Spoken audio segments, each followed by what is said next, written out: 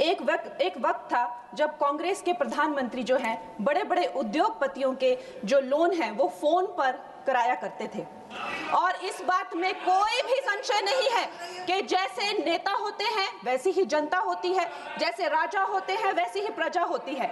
और इसका सबसे बड़ा प्रमाण महोदय जी हमें 2016 में मिला, जब आईबीसी पहली बार आया और हम सब ने देखा कि एनसीएलटी में जो 87% जो केसेस थे उनके जो सेटलमेंट वर्थ 13.9 लाख करोड़ के थे, आईबीसी आते ही वो सेटलमेंट बिना कोर्ट जाने से पहले ही प्री एडमिशन स्टेज पर ही वो सेटल हो गए। कहीं ना कहीं इसे आईबीसी का डर कह लीजिए या एक नेता की नीयत और नीति पे जनता का विश्वास कह लीजिए। चाहे कोई कितना भी, मैं कहती हूं अगर ये विलफुल डिफॉल्टर भी थे, लेकिन जब हम देखते हैं कि हमारे शीर्ष नेतृत्व जो है वो इतने कर्मठ है, कर्मयोगी है, तो एक विलफुल डिफॉल्टर भी देश के प्रति अपना कर्तव्य निभाना चाहता है। इसका प्रमाण हमने 2016 में देखा जब ये बिल आया था।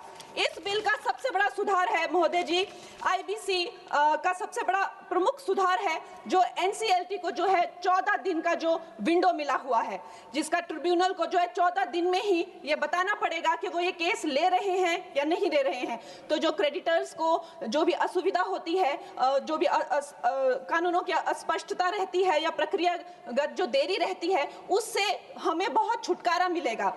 उसके बाद जो क्राउन डेट करके जो अंग्रेजों द्वारा चलाई गई ये जो कुनीति है, जिसके करके जो भारतीयों को लूटने का एक जो उनका जो काम था, कभी कांग्रेस ने नहीं सोचा कि हम भारतीयों को इससे मुक्ति दिलाएं। ये काम भी हमारे यशस्वी प्रधानमंत्री नरेंद्र मोदी जी ने कहा किया कि जब भी कोई बैंक कहीं से रिकवरी करेगा तो वहां सरकार को अपनी टांग अड़ाने की जरूरत नहीं है।